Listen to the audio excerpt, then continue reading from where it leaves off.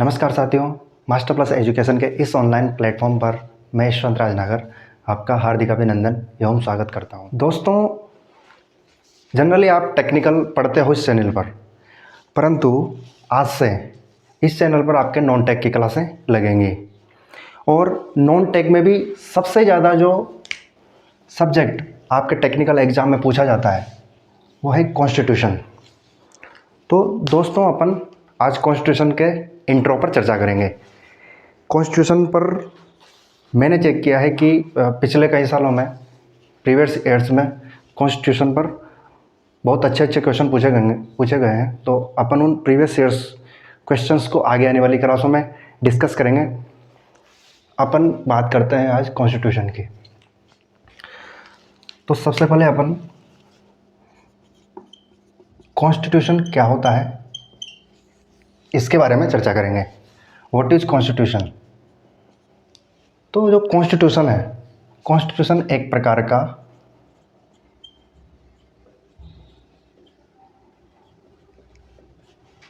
Written document होता है। बात तो ठीक है, क्या होता है आपका? एक प्रकार का रिटन डॉक्यूमेंट होता है। परंतु गुरुजी ये बताइए कि जो रिटन डॉक्यूमेंट है, रिटन डॉक्यूमेंट तो हमारे पास भी है। जो आप इस क्लास में जो हमें नोट्स बनाओगे वो भी तो रिटन डॉक्यूमेंट्स है। जो किताबें हैं हमारी वो भी तो रिटन डॉक्यूमेंट्स है। तो ये बात तो हमारे समझ में नहीं आई। अब कॉन्स्टिट्यूशन रिटन डॉक्यूमेंट्स कैसे हो सकता है? चलो ठीक है, मैं इसमें एक शब्द और जोड़ देता हूँ, वो है लीगली रिटन डॉक्यूमेंट। गुरुजी बात तो फिर भी हमारे समझ में नहीं आई। आप तो उलझाते चले जा रहे हो। पहले बोला कि रिटन डॉक्यूमेंट है, फिर बोल रहे हो कि लीगली रिटन डॉक्यूमेंट है। बात तो हमारे जमी नहीं। चलो ठीक है, एक और फिर बता देते हैं।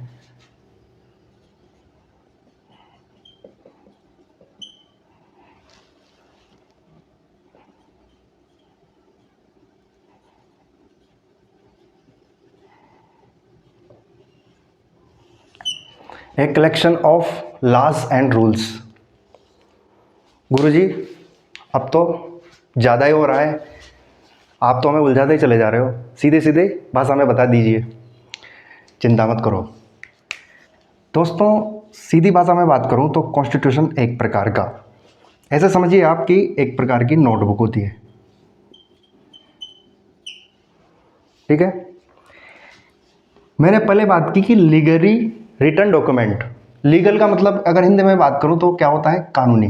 तो कानूनी रूप से तैयार किया गया एक लिखित दस्तावेज। ठीक है, ठीक है। अब ये तो क्या है, आपने हिंदी में बोल दिया, अंग्रेजी में भी हमारे समझ में तो आ ही रहा था कि लीगली रिटन डॉक्यूमेंट होता है। अब आपने हिंदी में बोल दिया, चलो समझते हैं। दोस्तों, ये एक प्रकार की नोटबुक होती है जिसमें क्या लिखे होते हैं? आपके लॉज लिखे होते हैं, कानून लिखे होते हैं। क्या लिखे होते हैं? आपके रूल्स लिखे होते हैं।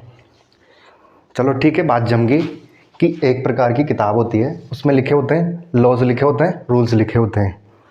परंतु गुरुजी, ये लॉज और रूल्स कहाँ अप्लाई होंगे, किसके लिए होंगे और किसने इसको बनाया है? तसल्ली रखिए, अभी समझते हैं। दोस्तों, कॉन्स्टिट्यूशन का मतलब मैंने बताया कि लीगली रिटन डॉक्यूमेंट होता है और एक प्रकार की नोटबुक होती है जिसमें क्या लिखे होते हैं? कानून लिखे होते हैं, नियम लिखे होते हैं। नियम और कानूनों का क्या होता है? कलेक्शन होता है। क्या? आपका कॉन्स्टिट्यूशन। ठीक है, ये बात आप याद रखिए। अब कॉन्स्टिट्यूशन में अपन आगे बढ़ें, इससे पहले मैं एक चीज़ और बता देता हूँ आपको। एक चीज़ आपको, स्टेट, तसल्ली रखिए आप, चीज़ें one by one upon clear करते चलेंगे। स्टेट, अब स्टेट क्या होता है आपके? गुरुजी, स्टेट तो हमने देखा है कि जैसे राजस्थान हो गया, जैसे भारत का कोई भी, ये भारत देश है। अब भारत में राजस्थान हो गया, एमपी हो गया, यूपी हो गया, ये महाराष्ट्र हो गया। तो गुरुजी, स्टेट तो हमने ये सुना है, परंतु कॉन्स्टिट्यूशन की लैंग्वेज में स्टेट क्या होता है? कॉन्स्टिट्यूशन की लैंग्वेज में अपन इसको स्टेट को समझते हैं। तो दोस्तों स्टेट वो होता है कॉन्स्टिट्यूशन की लैंग्वेज में, मान के चलिए ये कोई स्टेट है। अब ये स्टेट कब कहलाएगा, जब इसके पास क्या होगा, सीधी सी लैंग्वेज में समझेंगे अपन, ये यहाँ से लेकर के यहाँ तक और यहाँ से लेकर के यहाँ तक, ये जो पूरी बाउंड्री है, इस बाउंड्री के अंडर जो जियोग्राफिकल एरिया है उसी को तो अपन कोई भूभाग कहेंगे या कोई स्टेट का नाम देंगे। कोई उसके पास पहली चीज़ तो क्या होना चाहिए, पहला कंपोनेंट तो क्या होना चाहिए, उसका पहला एक कंपोनेंट तो जियोग्राफिकल एरिया होना चाहिए उसके पास। ठीक है गुरुजी, बात जम गई। जियोग्राफिकल एरिया अपन ने फाइंड आउट कर लिया। अब जियोग्राफिकल एरिया से तो काम नहीं चलने वाला, तो सेकंड थिंग क्या होना चाहिए, उसकी क्या होना चाहिए, पॉपुलेशन होना चाहिए। ठीक है गुरुजी, पॉपुलेशन भी आ गई। परंतु मान के चलिए कोई भी कंट्री है या कोई भी स्टेट है, कोई भी स्टेट में बहुत सारे लोग रहते हैं।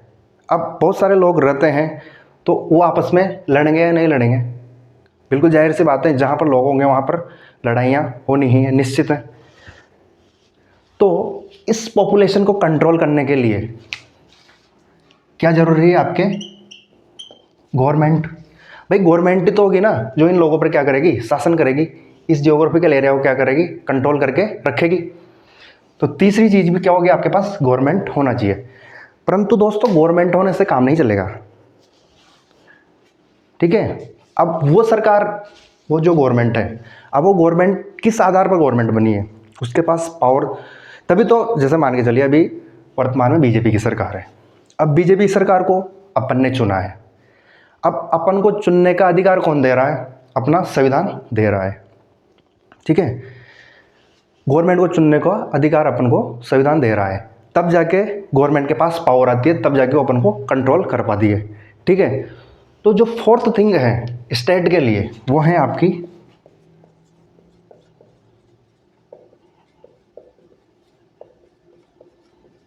Sovereignty power. अगर ये चार थिंग, ये चार कंपोनेंट किसी स्टेट में पाया जाता है, ये चार थिंग किसी स्टेट में पाई जाती हैं, तो वो स्टेट क्या कहलाएगा, आपके फ्री स्टेट कहलाएगा। क्या कहलाएगा, आपके आइडियल स्टेट कहलाएगा। अब गुरुजी बात तो अपन संविधान की कर रहे हैं, कॉन्स्टिट्यूशन की कर रही है, स्टेट कहाँ बीच में घुसा दिया आपने। बिल्कुल जाहिर सी बात है बेटा, आपका जो कॉन्स्टिट्यूशन है, कॉन्स्टिट्यूशन आया कहाँ से, उसको लागू कहाँ करोगे। तो कॉन्स्टिट्यूशन को समझने से पहले आपको समझना पड़ेगा कि स्टेट क्या होता है, गवर्नमेंट क्या होती है, सॉवरेनिटी पावर क्या होती है, फिर उसके बाद की बात है कॉन्स्टिट्यूशन को समझना दो। आप कॉन्स्टिट्यूशन के बारे में अभी इतनी सी बात याद रखिए कि एक प्रकार की किताब होती है जिसमें नियम और कानून, लॉज एंड रूल्स लिखे होते हैं। इसके अलावा भी और कुछ बातें याद मत रखिए, मैं स्टेप बाय स्टेप आपको समझाता चला जाऊँगा। तो दोस्तों एक आइडियल स्टेट कब कहलाएगा, जब उसके पास क्या हो, जियोग्राफिकल एरिया हो खुद का, उसकी क्या हो, पॉपुलेशन हो, और उस पॉपुलेशन को कंट्रोल करने के लिए क्या हो, एक गवर्नमेंट हो, और गवर्नमेंट के पास क्या हो, सॉवरेनिटी पावर हो। ठीक है दोस्तों, एक आइडियल स्टेट के चार कंपोनेंट अपन को पता लग गए। अगर मैं स्टेट को अपनी फैमिली से लिंक करके बताऊं, फैमिली से कनेक्ट करके बताऊं, ये आपकी फैमिली होगी। अब आपकी फैमिली कब कहलाएगी, आपका जो परिवार है, सबसे पहले तो आपके पास क्या होना चाहिए, एक जियोग्राफिकल एरिया होना चाहिए, जिसको अपन क्या बोलते हैं, हाउस बोलते हैं। ठीक है, अब उस हाउस में रहने के लिए कौन होना चाहिए, आपके क्या होना चाहिए, फैमिली मेंबर होना चाहिए। अब चलो फैमिली मेंबर भी आ गए, और फैमिली की भी अपनी एक गवर्नमेंट होती है। जैसे मान के चलिए अब अपनी फैमिली है, अब अपनी फैमिली में क्या है, जैसे किसी का कंबाइंड फैमिली है, तो उसमें क्या कौन होंगे, दादाजी भी होंगे, पिताजी भी होंगे, चाचा जी भी होंगे। तो जो फैमिली की जो गवर्नमेंट होती है वो कौन होती है, आपके पिताजी, या आपके दादाजी। अगर इस चीज़ से फैमिली से लिंक करके आप स्टेट को पढ़ोगे तो बिल्कुल बहुत जल्दी आपको समझ में आ जाएगा।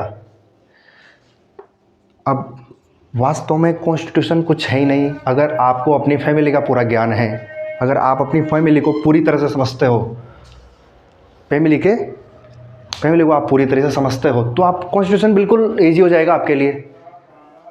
जिस प्रकार से मैं लिंक करके चीज़ों को बताऊंगा आपको, तो आपको आपकी फैमिली से लिंक करना पड़ेगा। जैसे मैं राष्ट्रपति पढ़ाऊंगा आपको आगे भाग 5 में, जो पार्ट 5 है कॉन्स्टिट्यूशन का, तो उसमें मैं आपको राष्ट्रपति पढ़ाऊंगा।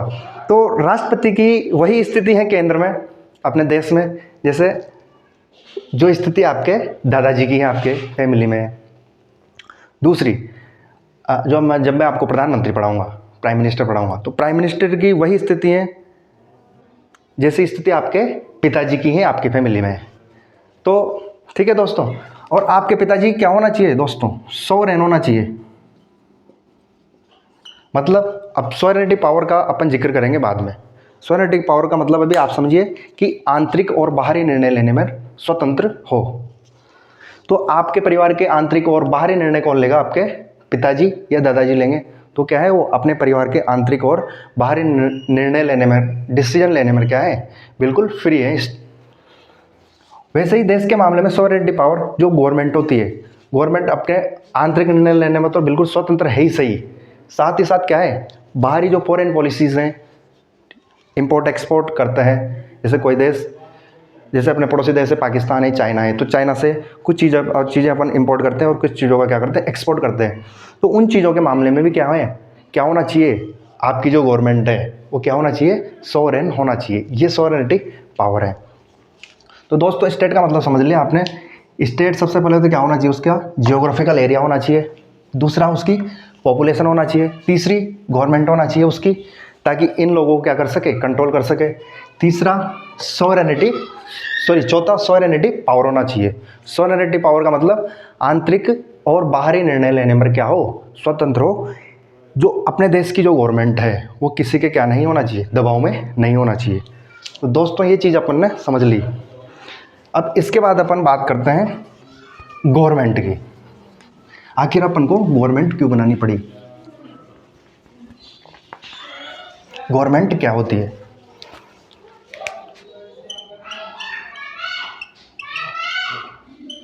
दोस्तों जो गवर्नमेंट होती है, गवर्नमेंट क्या करेगी, आपके जो कंट्री है, कंट्री का जो रूलिंग सिस्टम है,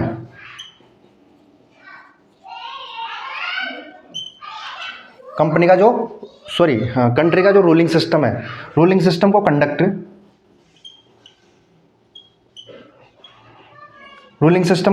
करने का काम करेगी, वो कौन करेगी, आपके गवर्नमेंट करेगी।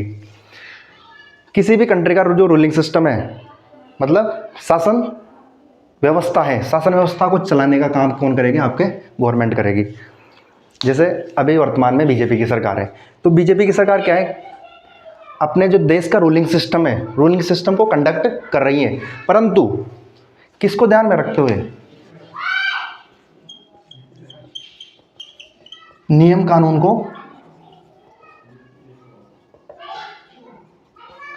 कानून क्या रखना पड़ेगा, उसको ध्यान में रखना पड़ेगा। और अब देखना, मैंने बताया था ना कि आपका जो संविधान है, संविधान में क्या लिखे हुए हैं, आपके नियम और कानून लिखे हुए हैं। तो इस गवर्नमेंट को, ये जो गवर्नमेंट अपन ने बनाए, तो जो गवर्नमेंट जो रूलिंग सिस्टम कंडक्ट कर रही है, अब वो जो रूलिंग सिस्टम कंडक्ट करेगी वो किसको ध्यान में रख के करेगी, आपके कॉन्स्टिट्यूशन को ध्यान में रखते हुए क्या करेगी, आपके रूलिंग सिस्टम को कंडक्ट करेगी, शासन का संचालन करेगी। तो आपकी जो गवर्नमेंट है, गवर्नमेंट को शासन करने के लिए किस चीज़ की जरूरत पड़ी, कॉन्स्टिट्यूशन की। ठीक है, आपका जो स्टेट बना, वो स्टेट किसके आधार पर बना, कॉन्स्टिट्यूशन के आधार पर। तो ये समझ में आ गई।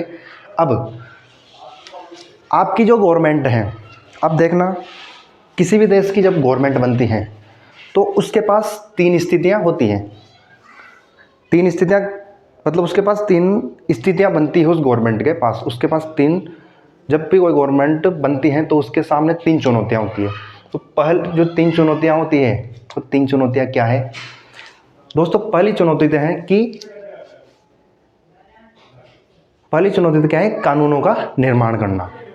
क्योंकि जो कॉन्स्टिट्यूशन है, कॉन्स्टिट्यूशन बनाया किसने है? कॉन्स्टिट्यूशन फाइनली बनाया किसने है? देश की जनता ने बनाया है। देश की जनता ने क्या बनाया है? अपना संविधान बनाया है। अब देश की जनता ने संविधान बनाया है तो जो सुप्रीम होगा, सुप्रीम कौन होगा? आपके संविधान होगा। देखना, देश में किसी भी गवर्नमेंट का शासन नहीं है। देश में सबसे ऊपर कौन है? देश में सबसे ऊपर है संविधान। अब कॉन्स्टिट्यूशन को देश की जनता ने बनाया है, देश की जनता ने क्या दिया है? पावर दी है। तो इस संविधान में जो गवर्नमेंट है, तो गवर्नमेंट के 3 पिलर दे रखे हैं। अगर मैं भारत की बात करूं तो इधर समझते हैं अपन, गवर्नमेंट के 3 पिलर। आपकी जो गवर्नमेंट है,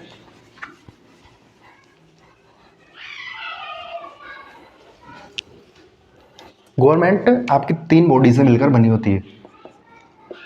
पहली बॉडी होती है आपकी एग्जीक्यूटिव,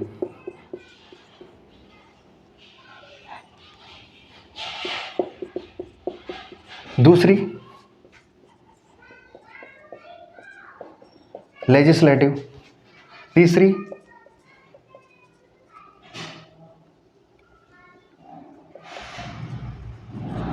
जुडिशियरी।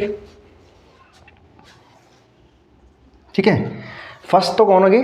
एग्जीक्यूटिव, दूसरी लेजिस्लेटिव, तीसरी जुडिशियरी। अब दोस्तों मैंने बताया था कि जो गवर्नमेंट जब सत्ता में आती है तो उसके पास 3 चुनौतियां होती हैं। पहली तो कानून निर्माण करने की, कानून का निर्माण करने की, दूसरी उन कानूनों को उस देश में लागू करने की, और तीसरी होती है कि उस कानून को, वो जो कानून बनाया है गवर्नमेंट ने और उसको लागू किया है, तो वो कानून देश की जनता के लिए फ़ायदेमंद भी है या नहीं है, तो उसको उस कानूनों की जांच करने के लिए तो गवर्नमेंट है। अब गवर्नमेंट के 3 पिलर हैं भारत में। पहला तो है एग्जीक्यूटिव, दूसरा है लेजिस्लेटिव, तीसरा है जुडिशियरी। तो जो लेजिस्लेटिव है, इसका काम क्या होता है? Making laws. दोस्तों स्टेप बाय स्टेप चीज़ों को लिंक करते चले जाना। मेकिंग लॉज, आपकी लेजिस्लेटिव का क्या काम है? Making laws. एग्जीक्यूटिव का क्या काम है? Applying laws. जुडिशरी का क्या काम है? Checking laws. आपकी जो लेजिस्लेटिव तो क्या काम करेगी? आपके कानूनों का निर्माण करेगी। जैसे मैंने बताया था ना, कोई भी गवर्नमेंट जब सत्ता में आती है तो उसके सामने 3 चुनौतियां होती हैं। पहले तो कानूनों का निर्माण करने की, तो जो कानून का जो निर्माण किया वो तो किसने किया? लेजिस्लेटिव ने। दूसरा, आपके जो कानूनों को लागू करने का काम, जो दूसरी चुनौती है, वो आपकी किसने कर दिया? एग्जीक्यूटिव ने कर दिया। तीसरा, वो कानून भारत की जनता के लिए या किसी भी देश की जनता के लिए फ़ायदेमंद भी है या नहीं है, उसका काम क्या करेगी? उस कानूनों को चेक करने का काम कौन करेगी? आपकी जुडिशियरी, न्यायपालिका जिसे बोलते हैं। अगर हिंदी में बात करूं तो ये तो होगी आपकी विधायिका, ये होगी आपकी कार्यपालिका और ये होगी आपकी न्यायपालिका। तो भारत में जो गवर्नमेंट है, गवर्नमेंट के 3 पिलर हैं।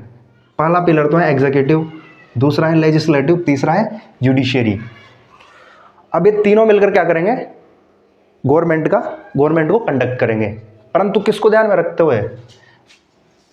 बेस कौन है? बेस है आपका कॉन्स्टिट्यूशन। अब कॉन्स्टिट्यूशन में क्या लिखे हुए हैं? लॉज लिखे होते हैं, रूल्स लिखे होते हैं। अब ये कॉन्स्टिट्यूशन के जो लॉज हैं, रूल्स हैं, गवर्नमेंट पर तो लागू होते ही हैं, परंतु साथ ही साथ क्या होते हैं? भारत की जनता पर या जिस देश का जो संविधान है, उस देश की जनता पर भी लागू होते हैं साथ ही साथ में। तो दोस्तों गवर्नमेंट का ये जो स्ट्रक्चर है, इसको अपन आने वाली क्लासों में जब अपन पार्ट 5 और पार्ट 5 और पार्ट 6 पढ़ेंगे, तो वहाँ पर अपन इसको ब्रीफली डिस्कस करेंगे। तो दोस्तों गवर्नमेंट समझ लिया अपन ने। अब देखना,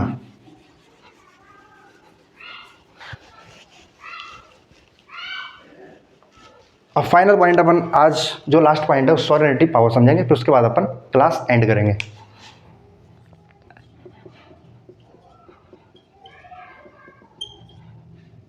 सॉवरेनिटी पावर। अब सॉवरेनिटी पावर क्या होती है?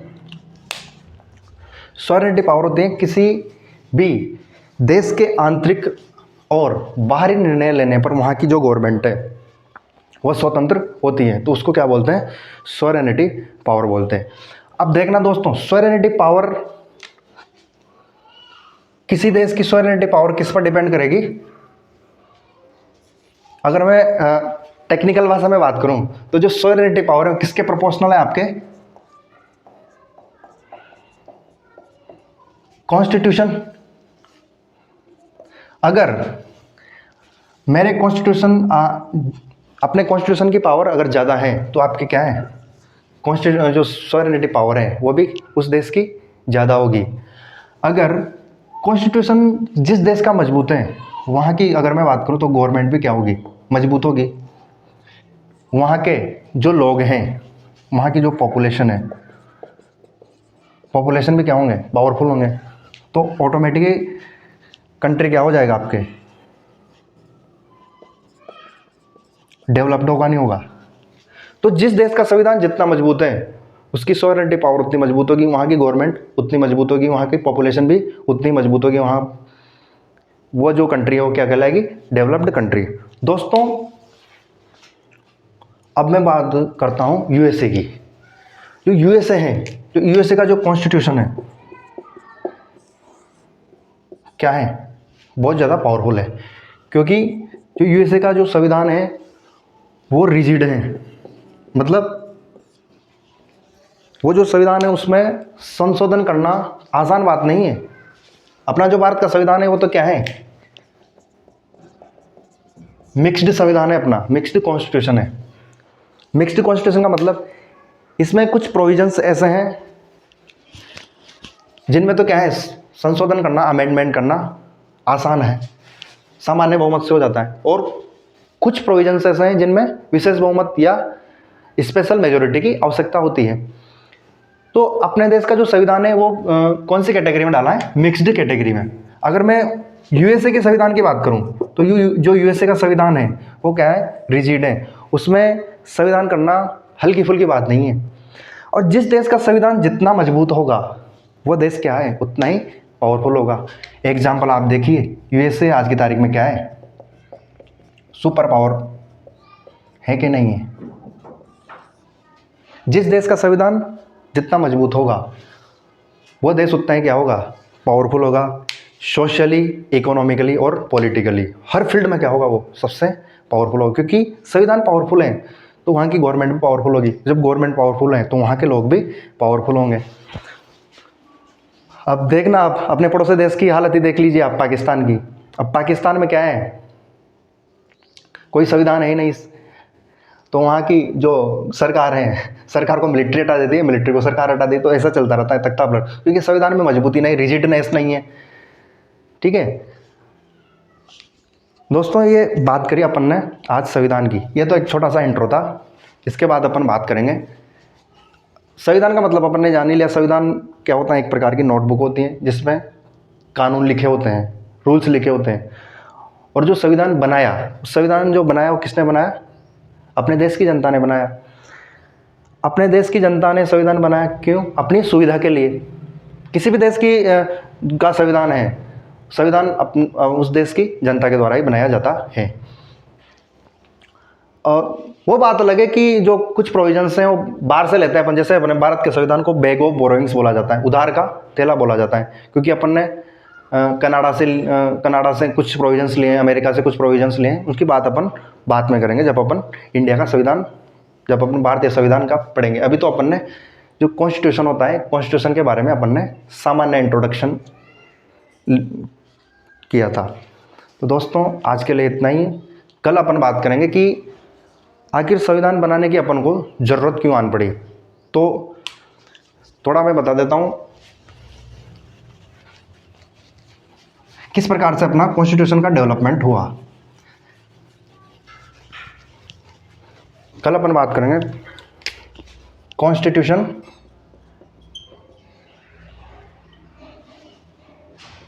डेवलपमेंट की।